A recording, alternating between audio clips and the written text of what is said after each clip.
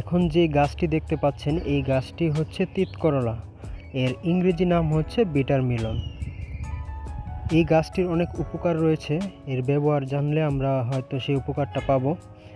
১ নম্বরে যে উপকার রয়েছে এই পাতার, সেটি হচ্ছে রক্তে শর্করার পরিমাণ নিয়ন্ত্রণে সাহায্য করে। এতে করে যাদের ডায়াবেটিস আছে তাদের জন্য খুবই উপকারী হয়। দ্বিতীয়ত হচ্ছে হজম শক্তি বাড়ায় এবং পেটের সমস্যা কমায়।